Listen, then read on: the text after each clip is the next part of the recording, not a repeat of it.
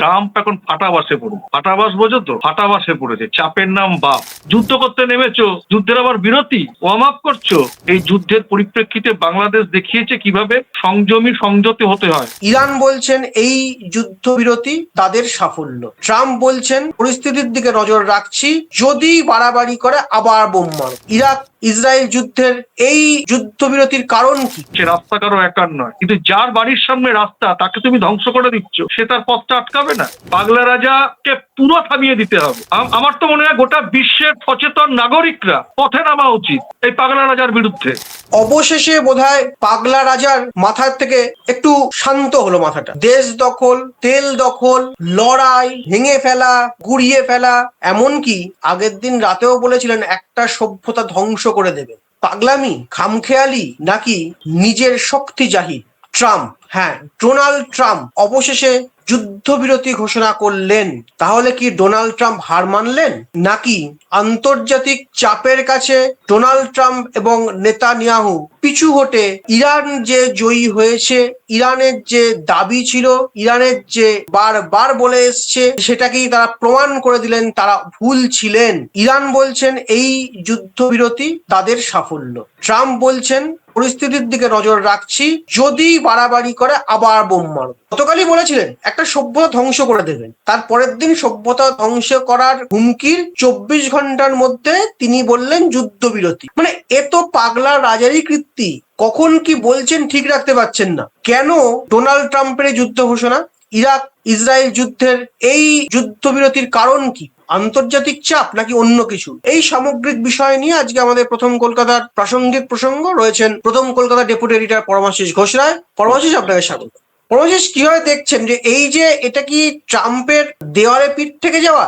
আন্তর্জাতিক চাপ, দ্রব্যমূল্য বৃদ্ধি, তৈল সংকট, গ্যাস সংকট, জ্বালানি সংকট, ভয়াবহ অবস্থা, বিপুল মানুষের চাপের জন্য অবশেষে ট্রাম্প নিজের স্বার্থ থেকে, স্বার্থ সিদ্ধির করার পথ থেকে সরে আসতে বাধ্য হলেন, নাকি অন্য কোনো কারণ?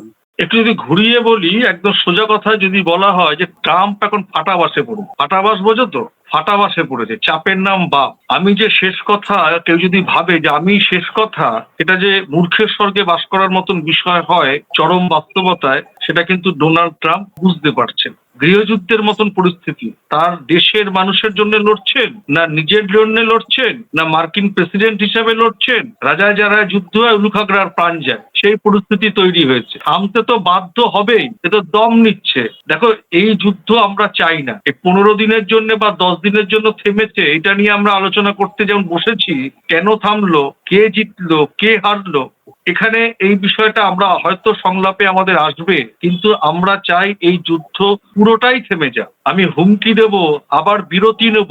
যুদ্ধের আবার বিরতি কি? যুদ্ধ করতে নেমেছো, যুদ্ধের আবার বিরতি, ওয়ার্ম আপ করছো, গোলা বারুদ মজুত করছো, ভাড়ার শূন্য, সমালোচনায় পড়েছো, বিশ্ব চাপ দিচ্ছে, রাষ্ট্রসংঘের কাছে মাথা নত হচ্ছে, নিজের ঘরে শত্রুতা তৈরি হচ্ছে। জায়গা হারাবে তো একটা সময়। মূল একটা হচ্ছে জায়গা হারাবে। পরবর্তী সময়ে ডোনাল্ড ট্রাম্প প্রেসিডেন্ট থাকতে পারবেন কিনা, জায়গা হারাবে। সবটা বুঝে নেওয়ার চেষ্টা চলছে। ইরান হারলো না জিতলো, ইসরায়েল হারলো না জিতলো, চীন মদদ দিল না পাকিস্তান মদদ দিল, এগুলো কি কোনো আলোচনার বিষয়? কেন এই যুদ্ধটা করতে যাচ্ছিল? হরমুজ প্রণালী সকলের দরকার, সেটা কেন বাধাপ্রাপ্ত হচ্ছিল? ও, আমাকে মারলে আমি রাস্তা আটকাবো না? বীরেন চট্টোপাধ্যায় একটা কথাই আছে, রাস্তা কারো একার নয়। কিন্তু রাস্তা যারা একার নয় কথাটা যেমন সত্যি, কিন্তু যার বাড়ির সামনে রাস্তা তাকে তুমি ধ্বংস করে দিচ্ছ, সে তার পথটা আটকাবে না। একদমই। অবশ্যই চাপ, বিশ্ব রাজনীতিতে অবশ্যই চাপে পড়েছেন ডোনাল্ড ট্রাম্প। এটা বলার অপেক্ষা রাখে না, ঝেড়ে কাটতে হবে। অনেকে অনেক কথা বলবে, বিভিন্ন সংবাদ মাধ্যম বিভিন্ন পলিসিতে কথা বলবে। চরম বাস্তবতা হচ্ছে নিজের পায়ে নিজে কুড়ুল মারছে। উনিও তো একটা ইলেকটোরাল রোলের মধ্য দিয়ে ক্ষমতায় এসেছে। ওনার দেশে নিউ ইয়র্কের পথে ওনার বিরুদ্ধে মানুষ সোচ্চার হচ্ছে, একদম। সমালোচনায় বিদ্ধ হচ্ছে। চরম বাস্তবতাটা তো দেখতে হবে, ক্ষয়ক্ষতির পরিমাণ কোন জায়গায় গেছে, সাধারণ মানুষ মরছে। আমরা যেখানে দাঁড়িয়ে পশ্চিম এশিয়ায় পশ্চিমের দেশে যুদ্ধ হচ্ছে, আমাদের এখানে গ্যাসের দাম আগুন, ব্ল্যাক হচ্ছে প্রত্যেকটা বাড়িতে। আমি যদি কলকাতা শহর বলি, তোমার বাড়ি আমার বাড়ি, প্রত্যেকটা বাড়িতে এখন ইন্ডাকশন কুকার নামানো হচ্ছে। বাংলাদেশ দেখিয়েছে, এই যুদ্ধের পরিপ্রেক্ষিতে বাংলাদেশ দেখিয়েছে কিভাবে সংযমী সংযত হতে হয় সব ব্যবস্থার ক্ষেত্রে। অফিস, আদালত, বিদ্যুৎ, রান্নার গ্যাস, একদম আমরাও এখন সেই সম্মুখীন। আমাদের প্রত্যেকের বাড়িতে, কলকাতা শহরের প্রত্যেকের বাড়িতে এখন ইন্ডাকশন কুকার নতুন করে কেনা হচ্ছে বা ইন্ডাকশন কুকার চালনা করা হচ্ছে। একদম একদম তা আমরা এটা বুঝছি না। আমরা তো যুদ্ধ করতে যাইনি, যুদ্ধ কোন কৌশলে করছে, কে গ্রেনেড মারছে, কে মারছে, কতটা কি ক্ষতি হচ্ছে, সেটা তো তাদের বাস্তবতায় তারা দেখে। কিন্তু আমরা তো পুরো এফেক্টেড। সেই জায়গা থেকে ডোনাল্ড ট্রাম্প 10 দিন কেন, এটা 20 দিন পুরোপুরি বিরত থাকুন, তবে মানুষ ওনাকে সাবাস বলবে, বাহবা দেবে। একদম এই জায়গায় দাঁড়িয়ে গোটা বিশ্বের সব, আমি পাকিস্তানকেও যদি এখানে স্যালুট দিই, চীনকেও যদি আমি স্যালুট দিই, এই যুদ্ধ থামানোর ব্যাপারে যারাই কৌশল করে কোনো মানে ডোনাল্ড ট্রাম্পকে চাপ দেবে, আমি তাকেই স্যালুট জানাবো। আমরা তো যুদ্ধের বিরুদ্ধে, শান্তির পক্ষে কথা বলুন। আজকে আমাদের ঘরে টান পড়ছে, হয়তো আমাদের সরকারও, ভারত সরকার বলবে আমি ভালো আছি মানেই ও ভালো আছে কি নেই এটা আমি দেখলে চলবে না। বাংলাদেশকে তো ডিজেল দিয়েছে পরিস্থিতির মোকাবিলায়, আবার দেবে, পরপর দিচ্ছে। এই নিয়ে আজকে দিল্লিতে আলোচনা হচ্ছে। তো সেই চরম বাস্তবতায় বিরতি হয়েছে, সেটা বড় কথা নয়, সম্পূর্ণ থামতে হবে। পাগলা রাজাকে পুরো থামিয়ে দিতে হবে। গোটা বিশ্ব যদি এটা পারে, সমস্ত ক্ষমতাধর রাষ্ট্ররা, নরেন্দ্র মোদীও যদি চাপ দেন, তাহলে বলবো চাপ কি, চরম বাস্তবতায় চাপ দিতে হবে। যুদ্ধের বিরুদ্ধে গিয়ে কথা বলতে হবে। যে আমাদের প্রকৃতিজাত দ্রব্য সাপ্লাই দিচ্ছে, আমরা তাকে মেরে ফেলার চেষ্টা করছি। কেন এটা হবে?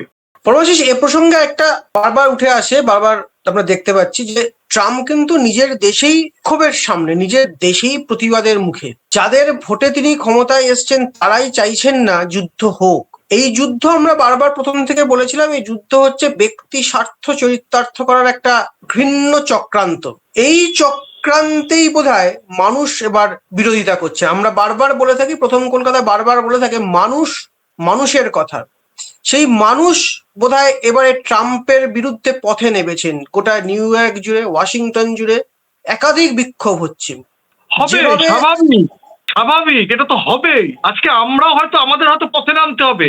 আমাদের হঠাৎ করে আমাদের গ্যাসের দাম বেড়ে গেছে প্রায় 200 টাকা পাওয়া যাচ্ছে। খামেনেই মৃত্যুকে কিন্তু শুধু ইরানের মানুষ না, আপামর বিশ্বের মানুষ বারবার বলছেন ওরকম, মানে ওনার বিরুদ্ধে অভিযোগ থাকতে পারে, কিন্তু একটা ধর্মীয় গুরুকে এইভাবে বাড়িতে ঢুকে মেরে দেওয়া কোনো গণতন্ত্রের পক্ষে, সুষ্ঠু গণতন্ত্রের পক্ষে স্বাভাবিক হতে পারে না। শোনো, বিষয়টা দেখো, যুদ্ধ হবে সামনাসামনি, তোমার সঙ্গে আমার তর্ক হবে সামনাসামনি, ঝগড়া হবে সামনাসামনি। পিছন থেকে ছুরি মারা কোনো ধর্মে লেখা আছে? কেন এটা হবে? সে কোন ধর্মে বিলং করেন সেটা পরের কথা। একটা মানুষ, প্রাণ, তুমি তাকে গোপনে মেরে দিলে। তারপরেও তো আমরা দেখলাম ইরানের নৌবাহিনীর লোকেরা একটা প্রশিক্ষণে আসছিল। এটা কোন বাহুবলী, কোন ক্ষমতা? যারাতে অস্ত্র নেই, আমি তাকে মেরে দিচ্ছি পিছন থেকে। আমার তো মনে হয় গোটা বিশ্বের সচেতন নাগরিকরা পথে নামা উচিত এই পাগলা রাজার বিরুদ্ধে। কিসের মদত? কেন দেবে মদত? আমার কাছে ক্ষমতা আছে বলে এই ক্ষমতা থাকবে? ওয়ার্ল্ড ট্রেড সেন্টারে কি হয়েছিল আমরা দেখিনি? নিরীহ মানুষদের প্রাণ চলে গেছিল। এরপরেও এরা দেখে শিখবেন না। একদমই পরমাশিস, মানে যেটা আমরা বারবার বলে থাকি, মানুষের চাপ, বলে থাকি ভারত বাংলাদেশ মানুষের কথা, বলে থাকি বিশ্বের মানুষের কথা। আন্তর্জাতিক দ্রব্যমূল্যের দাম বেড়েছে, তৈল সংকট তৈরি হয়েছে, পেট্রোপণ্যের দাম বাড়ছে, গ্যাসের সংকট হচ্ছে, কিন্তু সবার আগে মানুষের চাপ তৈরি হচ্ছে। মানুষ, সাধারণ মানুষ চাইছেন না। ভোগ্যপণ্য, আনাজের দাম এখন অগ্নিমূল্য কলকাতায়। কালকে আমি ব্যারাকপুরে ছিলাম, যেখানে 20 টাকা অটো ভাড়া নেয় ব্যারাকপুর চিড়িয়ামোড় থেকে সোদপুর ট্রাফিকে আসতে, সেখানে 30 টাকা নিচ্ছে। উপায় নেই, বলছে মানুষ দিচ্ছে, বাধ্য হয়ে কি করবে? এই যুদ্ধের কি দরকার? আজকে আমাদের পশ্চিমবঙ্গে নির্বাচন 23 এপ্রিল, 29 এপ্রিল, গোটা দেশে আগামীকাল আরো 4টে রাজ্যে নির্বাচন। নির্বাচনের সময় এমনি একটা সরগরম পরিস্থিতি থাকে। আজকে এই অবস্থা, রাস্তায় নির্বাচনের জন্য গাড়ি তুলে নেওয়া হবে, মানুষ কোথায় যাবে? এই যুদ্ধের ছাপ পরোক্ষভাবে না হলেও সরাসরি এখন আমাদের কাছে সেই ছাপটা পড়েছে। একেবারে মানি ব্যাগে টান, গৃহস্থের ঘরে টান, রান্নাঘর পর্যন্ত ছায়া পড়ছে। অগ্নিমূল্য বাজার দর, মিষ্টির দোকানে গেলে মিষ্টির যে মিষ্টি 20 টাকা, সেই মিষ্টির দাম বাড়িয়ে দিয়েছে 25 টাকা, 30 টাকা। বলছে দাদা একটা কমার্শিয়াল গ্যাস কিনতে হচ্ছে 3,500-4,000 টাকার ওপরে। তবে সবকিছুর পরেও কিন্তু পরমাশিস একটা কথা বলতেই হয়, মানুষের চাপে, আন্তর্জাতিক চাপে অবশেষে যুদ্ধবিরতি উনি ঘোষণা করলেন। বা বাধ্য হলেন। এটাই বোধহয় গণতন্ত্রের সাফল্য, গণতন্ত্রের জয়, মানুষের জয়, যে কথা আমরা বলে থাকি। আগামী দিনেও আমরা এইভাবে মানুষের কথা বলবো। আমরা প্রথম থেকেই যুদ্ধের বিরোধী ছিলাম, আজও যুদ্ধের বিরোধী আছি, এবং আজও আমরা মানুষের কথা বলি। আমাদের কণ্ঠস্বর একেবারে উঁচিয়ে কথা বলবে, সেটা ডোনাল্ড ট্রাম্প হোক, সেটা নরেন্দ্র মোদী হোক, সেটা বেজিং এর চীনের প্রেসিডেন্ট হোক, যেই হোক, যুদ্ধকে মদত দেওয়া যাবে না। নিরীহ মানুষের প্রাণ কেন যাবে? হাসপাতালে কেন, রাস্তায় কেন চাপ চাপ রক্ত থাকবে?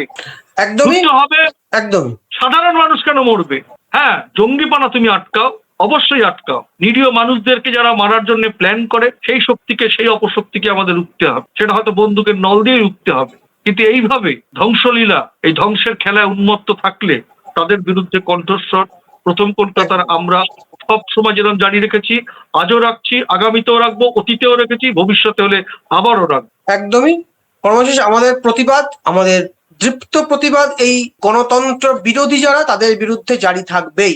আর আপনারাও আমাদের পাশে থেকে আমাদের কমেন্ট করে জানাবেন কিভাবে এই প্রতিবাদ আমরা জারি রাখতে পারি। আজ এ পর্যন্তই। আপনারা আপনাদের মতামত জানান, বলুন আমাদের বিশ্লেষণ, আমাদের আলোচনা কোন পথে আরো আপনারা শুনতে চান। আজ এ পর্যন্তই। নমস্কার। নমস্কার।